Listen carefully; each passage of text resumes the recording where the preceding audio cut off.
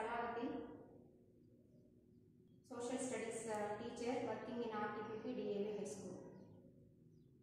You know that the human existence on this earth surface took millions of years, and it also took a lot of years for the development of human beings on this earth. But within a very short period of time, because of the wars, this human development what we have achieved from centuries was destroyed. That is all we have learned in the previous lesson, that is lesson 13. The World War I and World War II, how they are affected the world and how the people suffered because of these two world wars. What are the results of the world wars, what are the causes of the world wars, that all you have learned in lesson 13. In this unit, you are again learning about some of the things happened during 1900 and 1950. Particularly, by the end of the lesson, this lesson you are going to learn about why the two Russian revolutions took place, how USSR was formed, and who is Stalin, what are his programs to develop Russia, and what is the economic crisis called Great Depression. What are the various bailout programs to overcome the situation of Great Depression, and how Hitler, the leader of Nazis, raised over Germany, and how he has fallen down.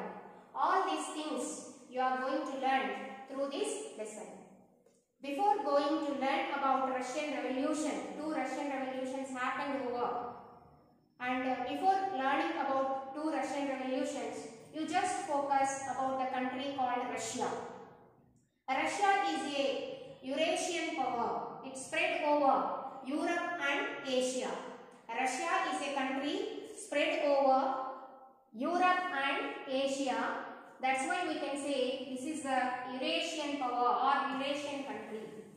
It is the third largest populated country after India, China and India. China is the first largest populated country in the world, and the second populated country in the world is India. Third largest country in population, you can say, that is Russia, with 156 million at that time. In 1900s, the population of Russia is 156 million, hence we can say it is the third largest populated country in the world. And it is also geographically very vast country, comprises of many nations like Ukraine, Uzbekistan, Tajikistan, Turkmenia, and many other nations are all there. So we can say that Russia was a vast country, very big in geographical size, comprises with various nations like Ukraine, Uzbekistan, Tajikistan, Turkmenia and all. And Russian economy, if you observe, it is blended with the two kinds of people, the peasants and the feudal lords. You know, the small farmers who are tilling the lands of the lords, they are called as peasants. These peasants are working for the lords. These peasants do not have much land of themselves, hence they are working under the feudal lords. Feudal lords are just equal to the zamindars of Indian system. These feudal lords are the European lords who are enjoying vast areas of land, and they are also having lot of power, and they are controlling the peasants. These people are powerful feudal people, and they are controlling often the peasants, and peasants are the weak people who are working under the feudals. Certainly, there is a lot of conflict between these feudals and peasants. That is all happening in Russian society. Let us see how the Russia was ruled by. The Russia was ruled by Tsars. Tsars are the rulers of Russia, known for their autocratic rule and even cruelty. They are tyrannic rulers. These Tsars are known for their autocracy, autocratic rule. A ruler who thinks that he himself is very powerful, who never give importance to anybody. Such rulers are called autocratic. Autocratic, the people who think whatever they say that is right. They never take any opinion of anybody. Such people are called, such rulers are called autocratic rulers. These Tsars are also such people, and they are also known for their cruelty. That's why we can say Tsars are known for tyranny.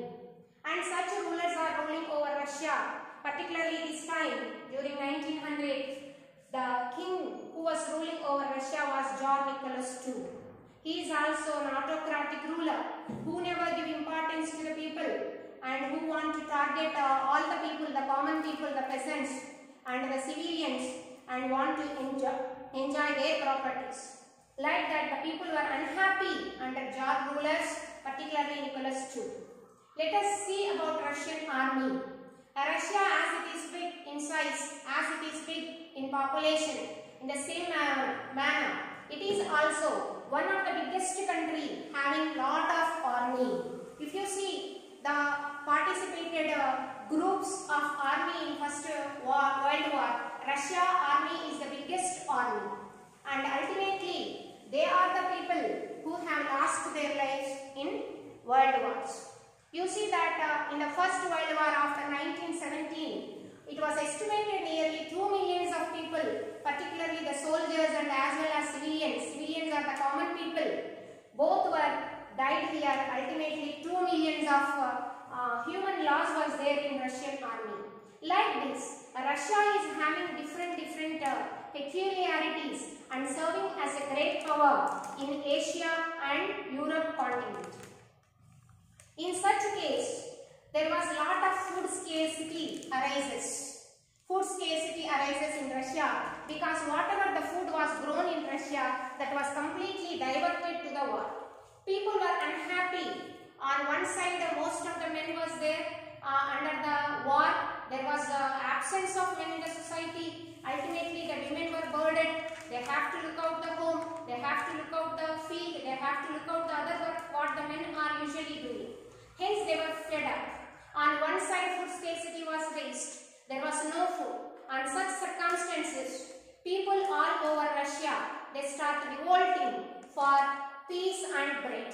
That is what called the first Russian revolution, or called March Revolution, and that was happened on 8th March. That is why it is called as March Revolution. You are going to learn about March Revolution now. You have learned about Russia. Now we are going to learn about why in Russia two revolutions have been happening. The two revolutions happened in Russia are called as March Revolution. March Revolution is a fight for peace and bread. Hence you remember that peace and bread is the theme of March Revolution. And another revolution is happened in October Revolution. This was led by Bolshevik leader. Hence we can call this October Revolution as Bolshevik Revolution. Let us go for March Revolution. Why this revolution has happened in Russia? As I said, Russia is having a lot of scarcity of food because most of the people, the men who have to work on the agriculture fields, they were absent there and they were all working in the army of the world wars. Hence, agriculture was neglected. Ultimately, the scarcity of food, even the food whatever they had, that was all directed towards the war. Hence, there was a lot of scarcity over the country. Hence, 10,000 people, particularly the women, they took a procession at St. Petersburg. St. Petersburg is the capital of Russia at that time.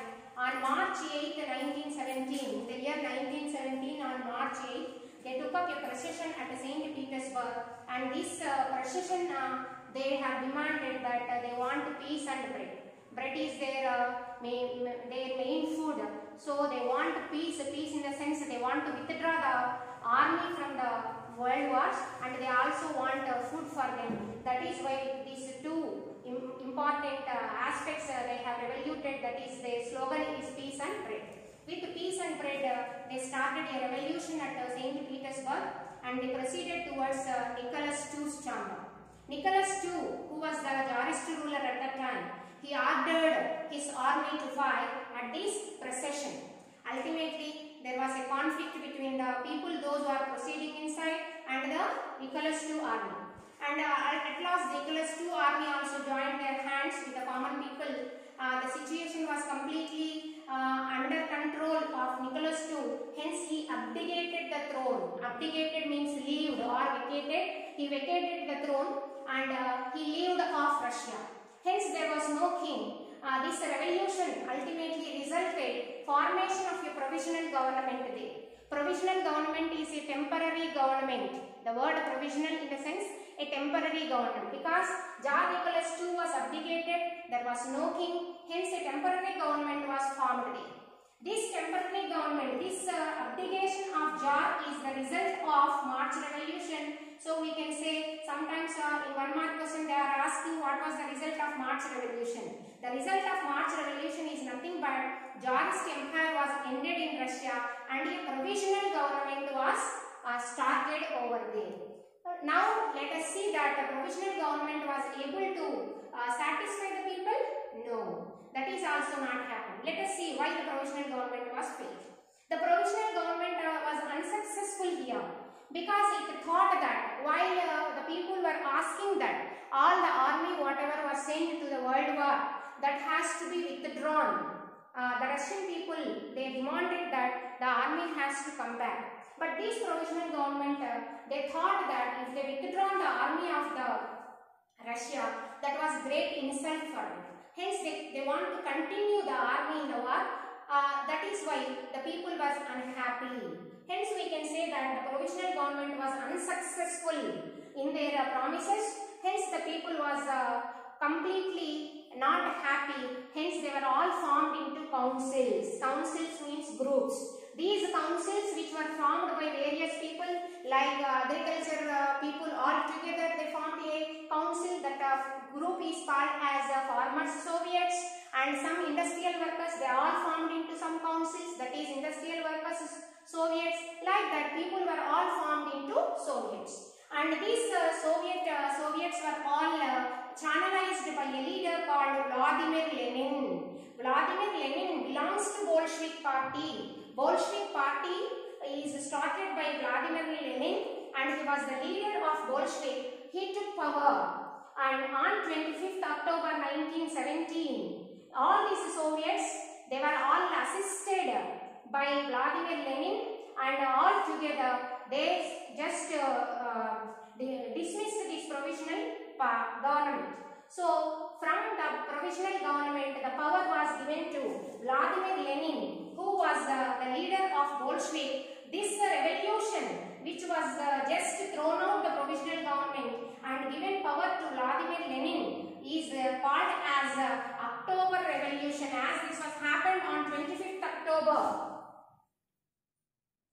This was called as October Revolution, and this Bolshevik ended the Tsarist Empire and make all the, previously I have told that Ukraine, Kazakhstan, Turkmenia, all these nations are there as a part of Russia. These Bolshevik, they have given all those countries to become independent nations. Like that, most of the countries which are there a part of Russia, they all become independent. But later, all these Tsarist empires who were once ruled by the Tsars, they are all together. They formed USSR. USSR in 1924. What is the word USSR means? Union of Soviet Socialist Republic. Say USSR means Union of Soviet Socialist Republic. It was formed in 1924. All together, the Tsarist nations together formed as USSR, and from 1924 onwards, there is no Russia, we call it as a USSR. Like that, this Vladimir Lenin took up the power of Russia, and he proceeded to build a nation of Russia into a very good country. He wanted to develop a Russian country both agriculturally and industrially, and he also decided he wanted to end up all type of discrimination whatever is existed in the society. As I said previously, the Russian society was blended with the peasants and feudal lords, and conflicts were going on among themselves. Such inequalities whatever there existed in Russia, that have to be ended by this Bolshevik. With that aim, these Bolsheviks, they took power from the provisional government and start ruling over Russia according to their interests. What you have learnt about the two Russian revolutions that was happened in March and October, and in tomorrow another video you are going to learn about one more important of Russia, that is Stalin, and how he has made Russia a wonderful country and developed in all respects, and in what way Russia has developed under the able guidance of Stalin. That all you are going to learn in further video.